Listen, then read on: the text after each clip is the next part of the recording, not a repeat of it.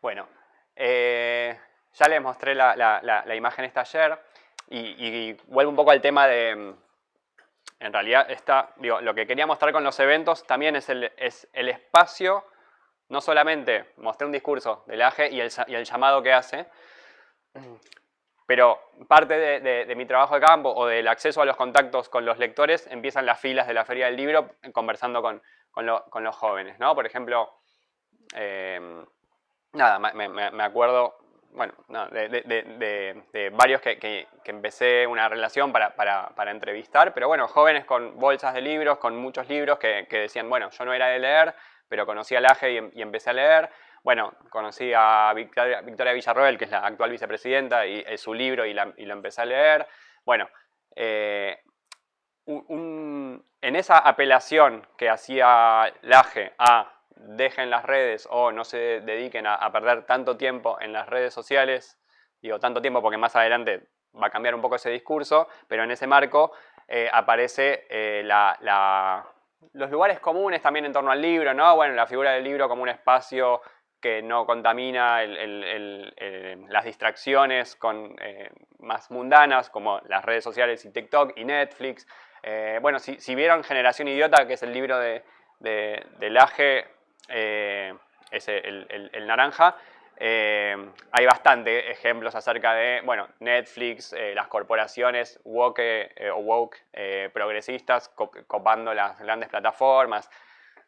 Que eso es un discurso bastante similar al que quizás las miradas del marxismo cultural, del marxismo frankfurtiano, decía, bueno, no, la sociedad de masas, la producción hollywoodense alienando a la población. Bueno, es más o menos el mismo mecanismo, ¿no?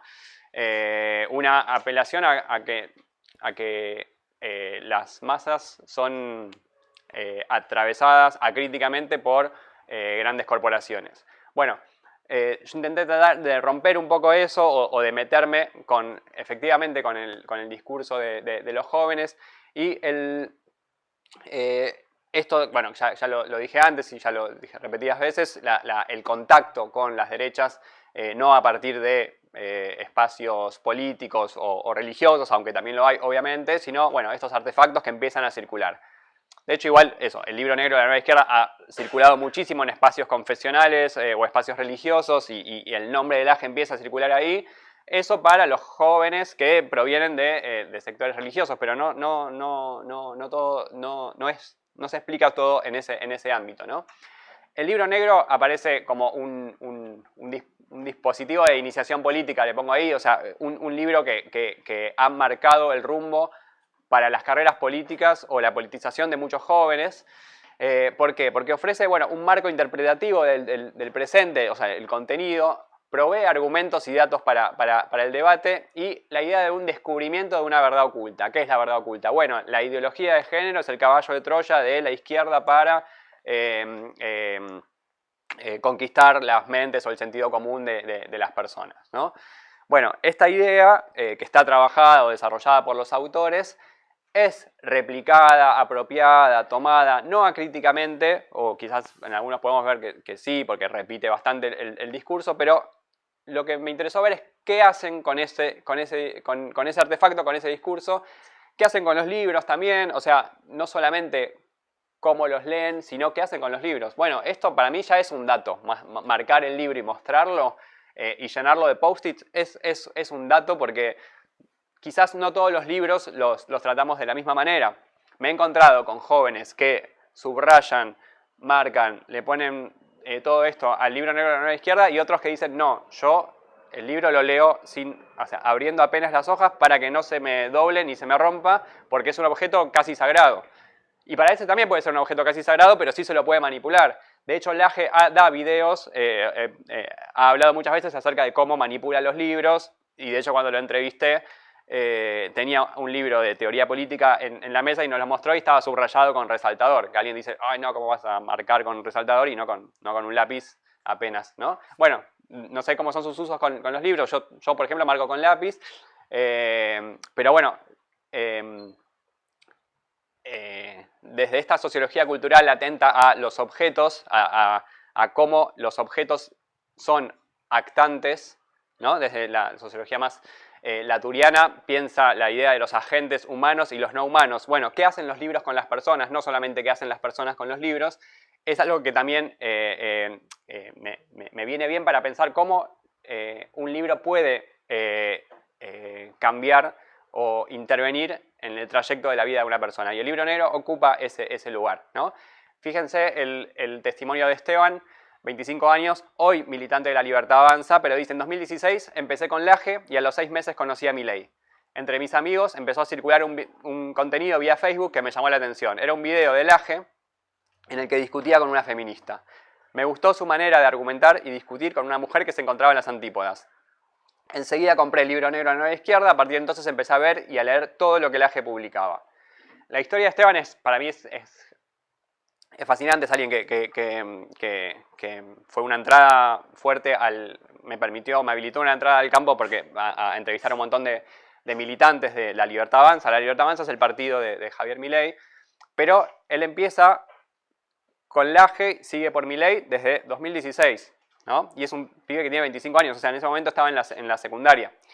De hecho, es gracioso porque me dijo que había armado un grupo político de discusión con sus amigos peronistas. Él también es peronista y se reivindica como peronista. Recién hablábamos afuera de que el peronismo es un movimiento muy complejo en la Argentina que quedó hegemonizado por una tendencia más progresista, que es la del kirchnerismo en los últimos años, pero hay un peronismo de ultraderecha, como mostraba recién en el video donde había un peronista nacionalista que criticaba a los libertarios pagados por la CIA y el orden mundial, ¿no? Bueno, pero el caso de Esteban es interesante porque viene de una familia peronista y la cuestión de género, también recién hablábamos de esto, lo atravesó, ¿no? Un grupo de jóvenes varones con los que militaba y compartía espacios en la escuela, decidió armar un grupo que se llama Fachos con Facha, saben, entonces, y empezó ahí, en ese grupo empezó a circular los contenidos del AGE y después, bueno, lo empezó a replicar y él llegó después a los libros e hizo toda una trayectoria súper interesante apegada a los libros de Agustín Laje. Tengo más testimonios de él, después los puedo mostrar, pero bueno, la reconstrucción es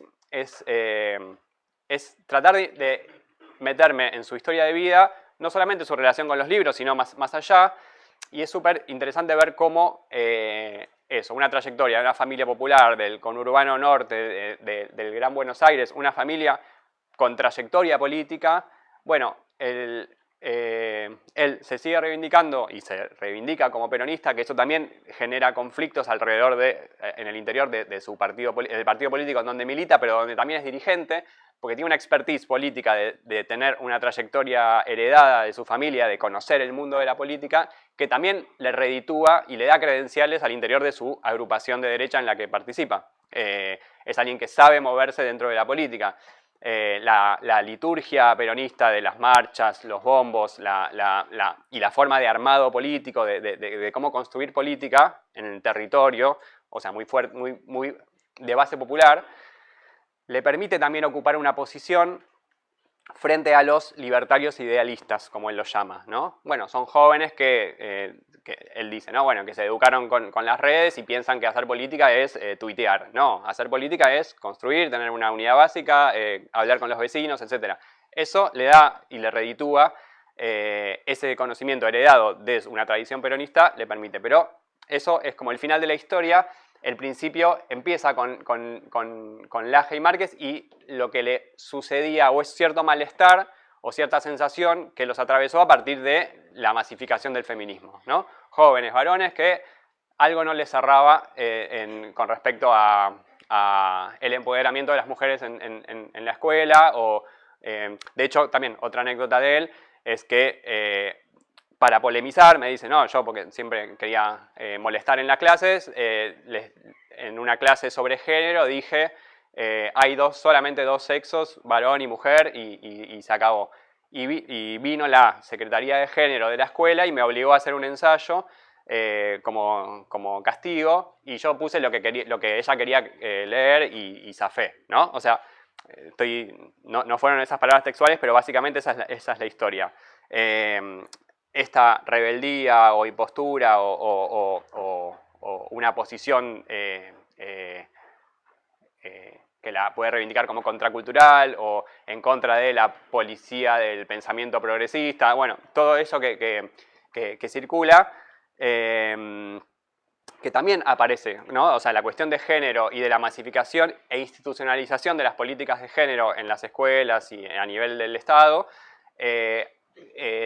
tuvo ese correlato y discusión dentro de lo micro, una escuela del conurbano de Buenos Aires, y no solamente la discusión con el Ministerio de las Mujeres a nivel nacional. O sea, no se queda en lo discursivo, sino que es una discusión y una práctica política dentro del colegio también, ¿no? Entonces, bueno, y ahí el libro aparece como una puerta de entrada para muchos jóvenes sobre esto, ¿no?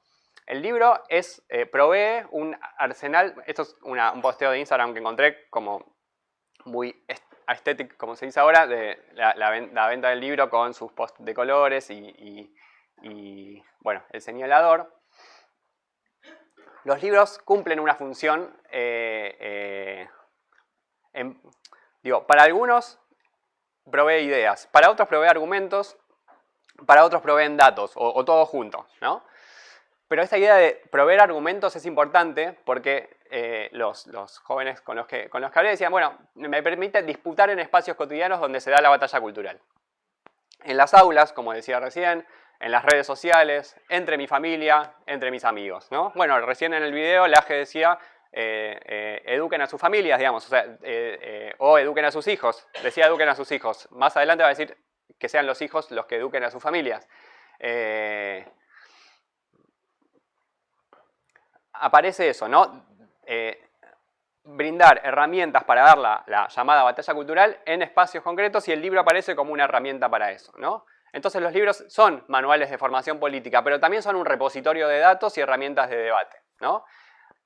Santino, otro joven que conocí en el primer evento, que aparecía en la foto en donde estábamos con Analía en ese primer evento, el que tenía el prendedor. Decía, antes decía la violencia no tiene género, y me preguntaba de dónde lo sacaba. Me quedaba sin respuesta. Con Laje y Márquez empecé a citar números de la OMS. Un hombre muere cada 3 horas o cada tantos minutos. Eso no es discutible. Los muertos están en la morgue. Digo, diciendo como es un dato, ¿no? El libro se convirtió en un manual de recursos, un arsenal frente a profesores y compañeros. No era solo un texto, era un instrumento, un soporte de autoridad en un contexto hostil donde todo parecía estar pintado de verde, ¿no? Pintado de verde porque en la disputa por el aborto en la Argentina, las posiciones que reivindicaban la ley de interrupción voluntaria del embarazo usaban un pañuelo verde, ¿no? Entonces la marea verde, bueno, todo eso se llamó de esa manera frente a la celeste. Y él usa el pañuelo celeste. Es un catequista, él sí se reivindica como como miembro de la orden del Opus Dei. Es muy joven, no sé si efectivamente pertenecía al Opus Dei, pero hacía toda una reivindicación de eso, ¿no? De la visión militar de la dictadura, de la posición católica y radical en ese sentido. Y bueno, un seguidor de Agustín Laje que utiliza al libro para discutir y tener datos para la discusión. Él cuenta también que ese libro, todo subrayado, se lo prestó a una profesora progresista, dice, de su universidad, con la que también le discutió, porque él hablaba en clase, citaba referencias del libro, discutió con la profesora y se lo prestó. O sea, intentó establecer cierto diálogo, no convencerla. Él decía, no es que le iba a cambiar la cabeza, pero sí por lo menos que entienda de dónde saco mis datos. El libro fue, he hablado con profesores de secundario que retrospectivamente dicen, no, este libro, o sea, circulaba muchísimo entre mis alumnos y no le dábamos bola al libro, o sea, no le dábamos relevancia. De hecho, lo mismo que decía Laje con respecto a la utilización del libro de Nicolás Márquez como fuente para hablar para hacer un trabajo de historia sobre la dictadura. Son fuentes no legitimadas, no reconocidas por la tradición académica o por la comunidad de profesores, pero sí eran utilizadas como fuente o como herramienta por un grupo de jóvenes y de repente eso salió a la superficie, pero ya estaba ahí, ¿no? Y ese libro simboliza un poco ese proceso, ¿no? La crítica sobre los 70 y la crítica sobre la cuestión de género principalmente en este libro. ¿Qué más? Bueno, la idea mira, esto es Joana, una joven cristiana de 23 años que tiene un sitio web en la página, una cuenta de Instagram que tiene una organización que ella dirige. Y dice, bueno, mi mamá se ocupaba desde chiquitas a leernos la Biblia y llevarnos a la iglesia. En un momento me cuestioné por qué teníamos que ir y ella me dijo, el día de mañana lo vas a entender y hoy lo entiendo. Mi infancia fue entre la iglesia y la escuela. Un día Felipe, que es su pareja, me preguntó si yo sabía qué había pasado antes de la dictadura militar. Le dije que no tenía idea y me empezó a contar. Lo escuché sorprendida porque era un relato que me abría un terreno desconocido. A partir de entonces el tema se volvió recurrente en nuestras conversaciones. La historia de Felipe y Joana como pareja me pareció súper interesante también porque ella cuenta que se seguían en las redes, no se conocían, se seguían porque parecía que tenían opiniones similares y que ella vio en una historia que subió Felipe, son nombres ficticios, no son los nombres verdaderos, subió una historia con el libro negro en su biblioteca que lo exhibía o lo mostraba o hablaba de él. Y ella le dice a su madre, mirá, el chico este tiene el libro que yo quiero. Entonces el libro, a través de las redes, también figura o aparece como un elemento que conecta personas y es una pareja que estuvo comprometida o que está comprometida hasta la actualidad. Comprometida porque son jóvenes conservadores, se comprometen y se van a casar. Y bueno, y ella hace posteos, por ejemplo, este es un posteo de su cuenta que dice ¿por qué la izquierda no es compatible con el cristianismo? Entonces, bueno, esto es un posteo de justificación desde el cristianismo evangélico, no sé dentro de qué rama, pero que habla de eso, ¿no? Entonces, bueno, el libro también les permite también dar argumentos, herramientas para la discusión, conectar personas y también valorar o entender sobre la lectura, ¿no? Como la importancia de la lectura. Y también el libro, no solo el libro negro, sino otros libros, aparecen como elementos, no solamente de politización, sino también de activación política, ¿no? Bueno, en el caso de Joana, armó esta organización. Esta es la agrupación mileísta en la universidad. Uno de ellos es Esteban, del que hablaba recién. No les voy a decir quién, pero no son solamente lectores. O sea, muchos sí se reivindican como lectores, otros dicen, no soy un lector, soy protagonista de una gesta política, ¿no? Entonces, bueno, lo que hablamos ayer de la misión generacional o el lenguaje también de redes, esto de Milei pendejizó la política, bueno, aparece también como parte de una generación en donde la izquierda aparece como lo viejo ya, ¿no? Que quizás podemos verlo en espejo con lo que fue en los años 70, en los años 80, lo mismo para el caso de la izquierda con respecto a las derechas, ¿no? De hecho, para las propias derechas decían, bueno, nuestro público eran gente grande, ahora son jóvenes. La idea de rebeldía contra la hegemonía progresista, lo que le conté acerca de la... Sobre esto hay muchas historias, o sea, hicimos un montón de entrevistas. Son entrevistas, no son encuestas. Entonces eso también podemos charlarlo más mañana, pero digo, no es representativo, o sea, una encuesta masiva sería mucho más representativa. Acá son encuestas y tratar de reconstruir la historia profunda de las personas y por eso estoy hablando de un espacio social que es el del grupo de seguidores del AGE principalmente, ¿no? Pero bueno, esta sensación de sentirse parte de una minoría intensa, que forma parte de algo que es más grande que ellos. O sea, la idea del individuo, del radicalismo neoliberal, del libertarianismo, que pone el foco en la idea del individuo, no implica que no haya un sentido de pertenencia colectivo. Y eso es lo que se ve en los eventos masivos y en la militancia política, y hay construcción de un nosotros de derecha, y eso es importante también. No es solamente un espacio que reacciona, sino que construye también la idea de un nosotros, y eso Laje lo trata de conceptualizar, ¿no? Ayer no sé si lo mencioné, creo que no, pero tanto Nicolás Márquez como Laje tienen como unas frases que han sido muy potentes en estos eventos para decir, bueno, necesitamos, por ejemplo, necesitamos liberales que crean en la vida desde la concepción, necesitamos nacionalistas que no confundan el amor a la patria con el amor al Estado, necesitamos conservadores que vivan por el progreso. Estoy resumiendo esta idea del fusionismo y articulación de un nosotros de derecha. Los liberales,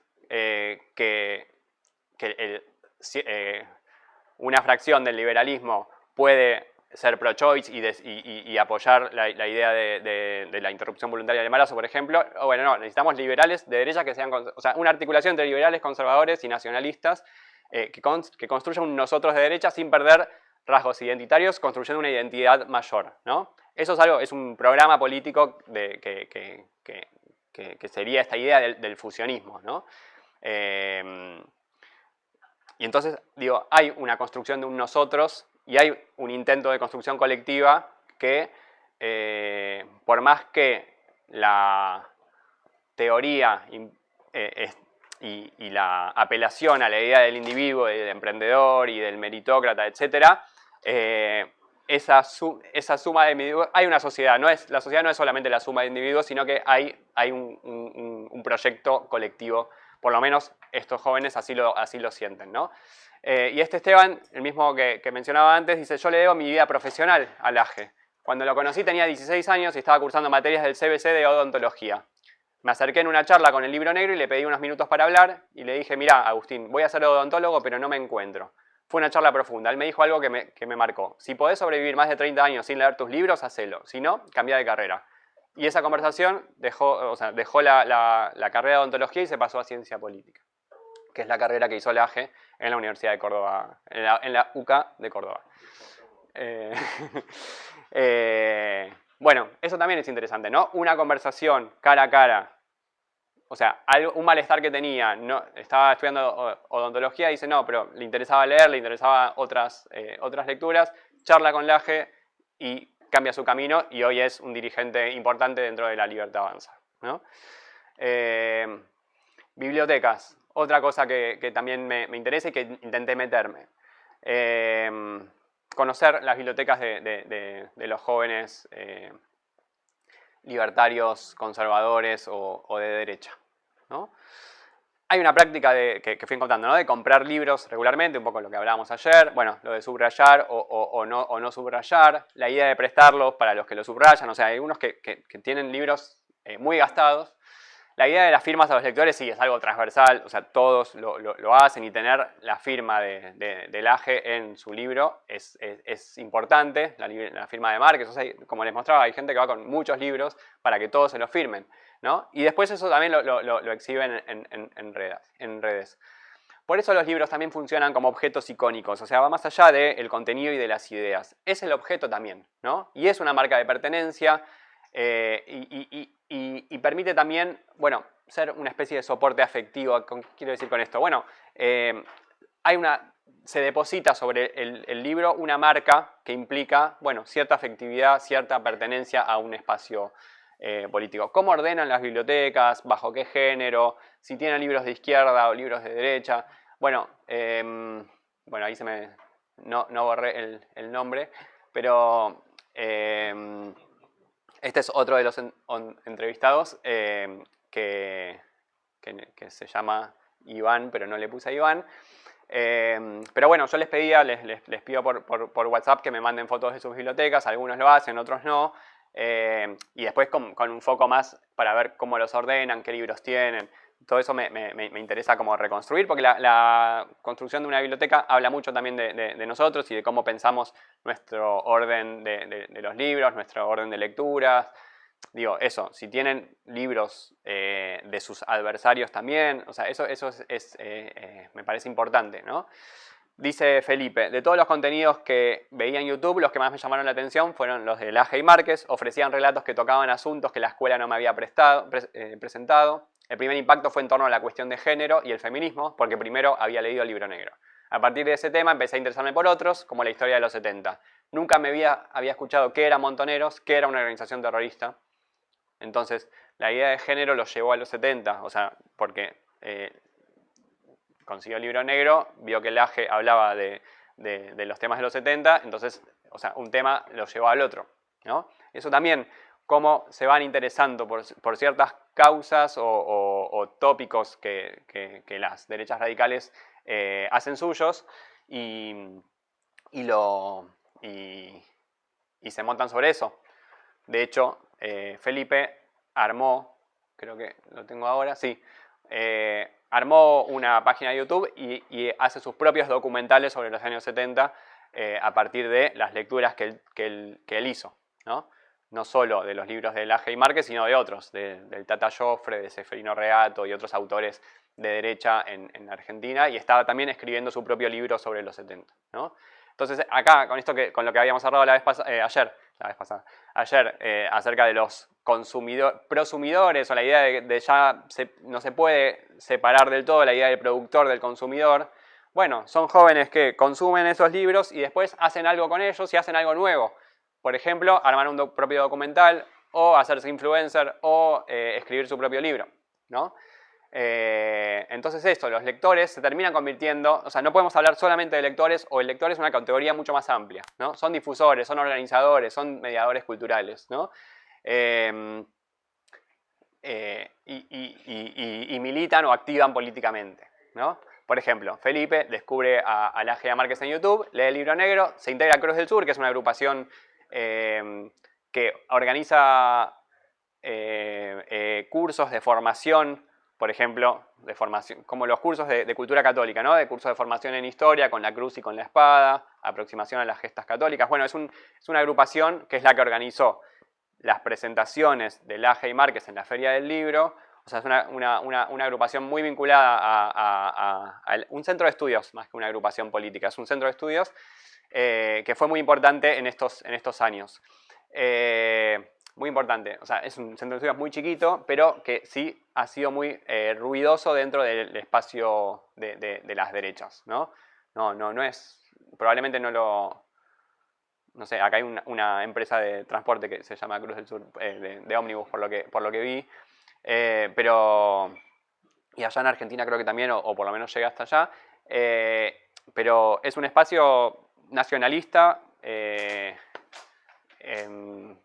nacionalista católico principalmente, y son o han sido muy activos en eso, en la difusión y en armar cursos de formación y también organización de eventos masivos de estos autores. Podemos hablar sobre Cruz del Sur también, me parece que es una clave. Yo ahora escribí un artículo sobre eso que salió en un libro que acaba de salir sobre los 70 y las derechas radicales. Hice todo un estudio sobre este espacio. Después, si quieren, se los comparto.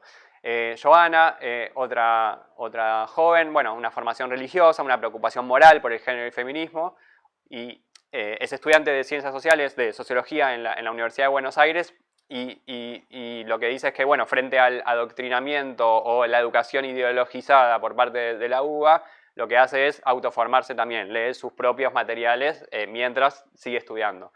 Entonces, bueno, esa iteración entre espacios formales y no formales también es importante, o es una trayectoria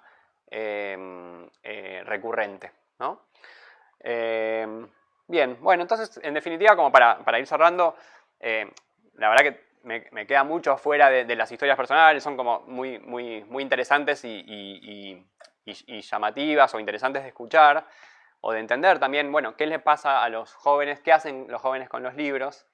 Principalmente el mensaje es eso, o sea, no son solamente los textos que se leen, sino que son dispositivos, son objetos de pertenencia, son herramientas para el debate, son puertas de entrada para la militancia, son muchas cosas más.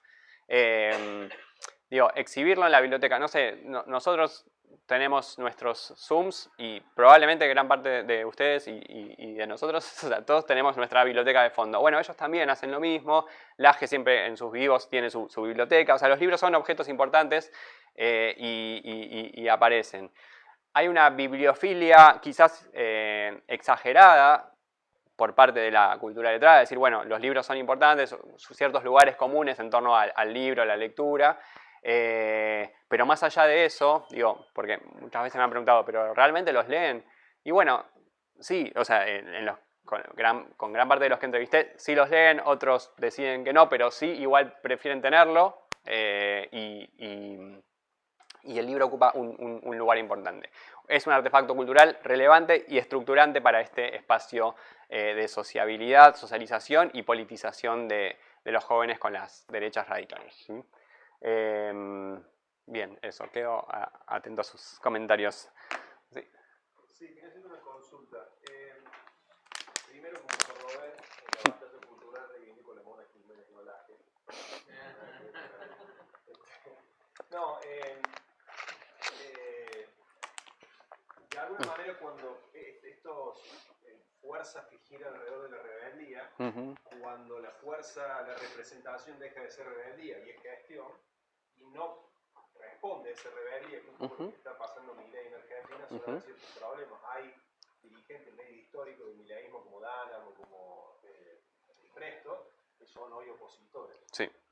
Entonces, desde ese lado, con estos chicos que también reivindican la militancia de estos chicos, no son chicos de Twitter, que ponen la carne, ¿no? ¿Cómo los ves con respecto al mileísmo de hoy? Digamos, ¿y cómo lo ves con respecto al Laje de hoy, al Laje mainstream? ¿Y por qué, si de pronto hay alguna relación en el hecho de que el Laje esté mucho más visceral, cosa que antes era más tranqui? Buenísimo.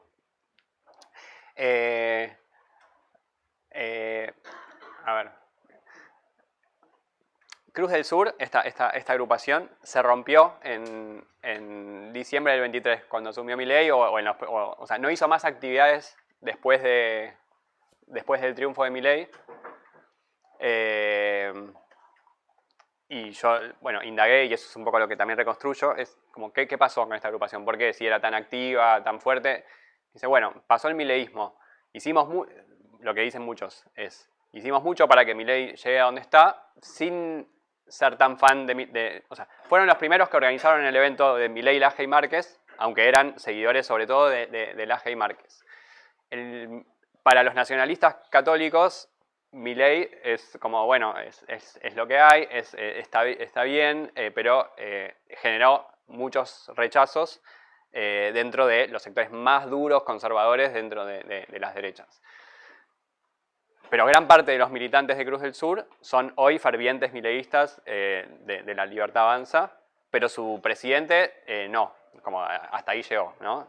También es un grupo nacionalista católico fuerte, duro, y el giro pro Israel de Milei principalmente, eso a los nacionalistas católicos, que en realidad gran parte de su rechazo no es al Estado de Israel, sino al judaísmo, son antisemitas principalmente, eso es como, bueno, no, marca un límite para eso. O sea, bueno, con lo que expongo con respecto a esa agrupación, que es una muestra, la institucionalización del poder y el proyecto político, bueno, lleva a transformaciones y a expulsar a muchos, como decías vos, Danan y el Presto, que son influencers que estaban junto con ellos, y hoy quedan afuera de ese espacio. Iturralde es otro, que también es un nacionalista católico, que militó en el nacionalsocialismo argentino, o sea, un ex...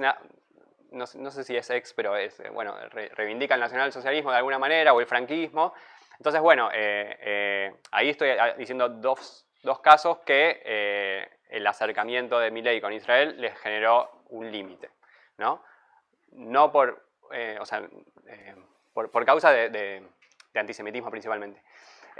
Bueno, eso por un lado, pero igual me fui un poco por las ramas, pero lo que sí quiero decir es eso, la institucionalización genera reacomodamiento. Yo también en la investigación también reconstruyo discrepancias de estos jóvenes con respecto, por ejemplo, en el libro de la Nueva Izquierda, algunos dicen, a mí me gusta la parte del Laje, la parte de Márquez no estoy tan de acuerdo. No estoy tan de acuerdo con que llamen homosexualismo ideológico o sodomitas a los homosexuales, con qué necesidad, bueno. Entonces hay discusión, no es una adhesión acrítica acerca de todas las ideas de Laje y Márquez, por ejemplo, con respecto al libro, sino que hay espacios de discusión. Eso, de gran parte de mis entrevistados, la gran mayoría bancaba full y otros quedaron afuera. Pero también dicen, bueno, esta agrupación, Cruz del Sur, ya no tiene una necesidad de existir, dicen algunos de sus integrantes, porque los temas que nosotros propusimos, discusión con la ideología de género, reivindicación de la versión militar de la dictadura, ya son hoy política de Estado. Entonces no es necesario que haya una agrupación activando por esto, porque ya esos temas, por más que a algunos no les guste mi ley, ya están en la agenda y son mainstream. Bueno, en ese proceso, desde los márgenes al mainstream, estos militantes, estas agrupaciones, sienten que han hecho mucho para que hoy Milei esté donde esté. Y eso nos permite entender que no es solo Milei, o que Milei es el exponente importante, pero de un proceso mucho más amplio. Los mismos, o sea, Márquez en la entrevista me dijo, o sea, no somos ingenuos y sabemos que estamos acá, o sea, sabemos que nuestras ideas por las que siempre militamos son gobierno gracias a Milei.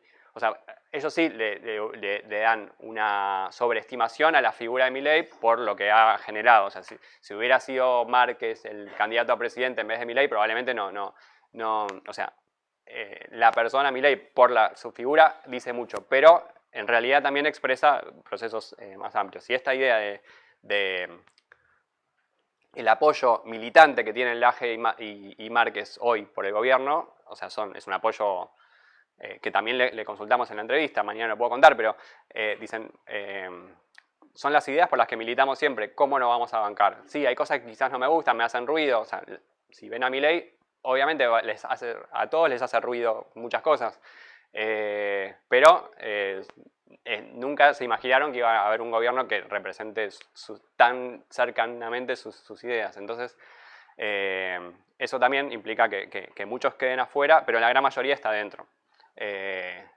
Y en el Derecha Fest, el evento del que conté ayer, en la primera edición estaban Lukács, que le dije que después ya dejó de ser invitado, Danan estuvo también, ahora ya no. O sea, se ha vuelto un evento oficialista con presencia de integrantes de La Libertad Avanza, cuando al principio era un espacio plural de las derechas. No lo estoy reivindicando tampoco, pero es como se muestra también ese proceso de desarraigo y de lo que sucede cuando hay una institucionalización política. Ahí sí ya la ciencia política puede decir más sobre eso, ¿no? Decir, bueno, hay que gestionar, hay que sumar y dejar afuera a los traidores, de alguna manera.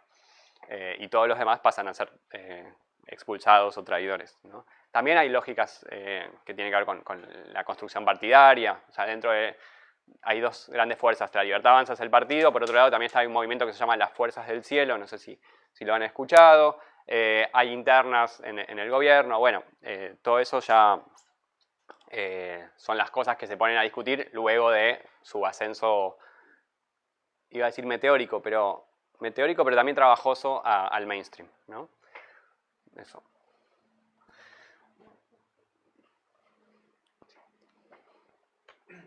Quería preguntarte cómo, bueno, si tal vez en el trabajo de campo que has hecho entrevistando a estos jóvenes, has visto tres factores que me han llamado la atención en mi experiencia con los estudiantes aquí. El primero que lo mencionabas tangencialmente ayer era el del dinero, si también entre algunos de estos jóvenes aparece claramente la motivación de algún tipo de retribución económica. Digamos, ya no es el joven convencido, sino que aquel que se ha conectado muy bien con un operador político y sabe que le va a dar un sueldo o una paga por involucrarse en la batalla cultural, a pesar de que no tenga mucha convicción. Y también más allá de lo que acabas de mostrar, que algunos cuando entran en este mundo, en esa misma lógica del emprendedurismo, saben que pueden redituar, pero pienso en la lógica de alguien que le pague directamente a estos chicos para que se involucre en la batalla cultural. el segundo elemento es si en las entrevistas has notado arrepentidos o lógicas de arrepentimiento, un poco el proceso de desradicalización, porque creo que está en parte documentado cómo algunos jóvenes han pasado de una orilla a la otra, chicos de la Cámpora que ahora están en la Libertad Avanza, y bueno, acá también he visto unos casos bien particulares, y si no pasa al contrario, chicos que se arrepienten de la batalla cultural, no el caso Dana, no Lukács, sino más bien como... Sí, pasarse de verdad, sí. Y un tercer punto es el de los infiltrados. Porque bueno, yo veo en tu experiencia de trabajo de campo, no sé, percibo un poco como la incomodidad o la dificultad que puede ser acceder a entrevistas o a estos espacios, sabiendo ellos el trabajo que haces. Sí. Y pienso si has visto entre los círculos de jóvenes chicos que hacen lo mismo. Un poco porque he tenido acá el caso de algunos estudiantes que ante el auge de estos grupos radicales que dan la batalla cultural en la universidad, me dicen, ¿qué tal si me involucro con ellos para saber qué están haciendo y cómo lo están haciendo? Y bueno, y el riesgo es que se queden ahí. Claro, sí. Ahí una profesora me decía, no sé cómo haces para investigar esto, porque a mí me convencería, como que tenía miedo de... Sobre eso vamos a charlar bien mañana, sobre la experiencia del campo y el acceso, que me parece un super punto como para desarrollar y también que pensemos juntos, porque me reinteresa también escuchar sus experiencias de investigación y todo.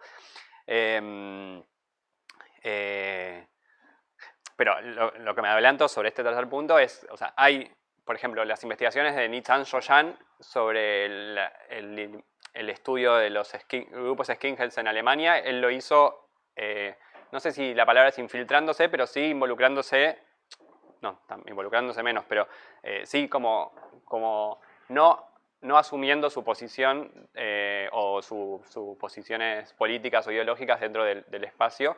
Y eso genera debates dentro de la antropología también, como para ver, bueno, cómo entramos al campo, cómo nos presentamos frente a los demás. Sobre eso les puedo contar bien, les voy a contar bien mañana, porque también es algo que yo no lo tengo del todo resuelto. Les voy a contar mi experiencia y un poco lo estuve contando. No encontré, de hecho, no encontré sí desencantados con respecto, bueno, a esto que decía, como... personas que se involucraron muchísimo, sobre todo, no tanto desencantados con Laje, sino sí sobre todo con Milei, en el sentido de, pero ya en el proceso de la gestión, es como, bueno, el caso Libra, bueno, me acuerdo un joven que sí, era como muy mileísta y que me decía que sus padres le decían que era un kirchnerista porque criticaba a Milei, cuando él es parte de Cruz del Sur y es una agrupación de hiperderecha. Me decía, no, el gobierno de Milei quiso sumar a un juez muy controvertido por sus casos de corrupción para la Suprema Corte y eso marcó un límite para muchas personas. Otros la justifican diciendo, bueno, no, es la política, es el juez que necesitamos para este momento. Y ahí creo que está eso, el tema de los valores o los principios dogmáticos en los que creen y la realpolitik. Ahí se generan tensiones que algunos las aprenden a tramitar y otros no. Y eso sí ha pasado. Y eso, y la primera pregunta, yo no he encontrado esos casos, pero seguramente que los hay, pero que se han pasado así directamente al otro lado. Yo no, pero también yo he sostenido una relación o una interlocución en varios años con muchos de estos jóvenes, que la gran mayoría sí se involucró y sigue involucrada activamente dentro de esto. Y entre los que... es que también mi muestra no son cientos de personas, son muchos menos, entonces... no he encontrado, pero que seguramente los hay, también en el proceso de desencantamiento con la política, las cosas que están sucediendo en la gestión política también pueden implicar un desencanto aún mayor. O sea, uno de los grandes problemas de los que hubo en la última elección legislativa de 2025 fue el ausentismo o el desencanto directamente con la política. O sea, Milei representaba una última chance, ¿no? Había una frase de muchos que era Milei o Ezeiza, que Ezeiza es nuestro aeropuerto. O sea, Milei hay un desencanto total con la política. ¿Es Milei o listo, ya está? Y para muchos es eso, no es que van a activar política, pienso que no van a activar políticamente por otro candidato, sino que es, bueno, listo, me quedo en mi casa, no voy a votar y que se vayan todos a... y eso sí sucede. Pero bueno, están buenísimas tus preguntas porque también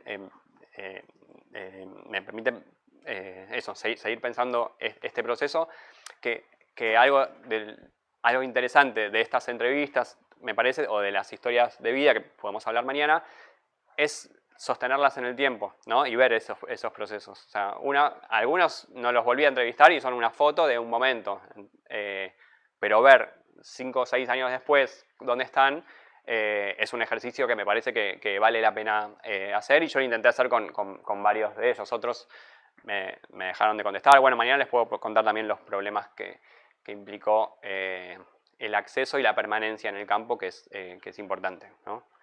Sí.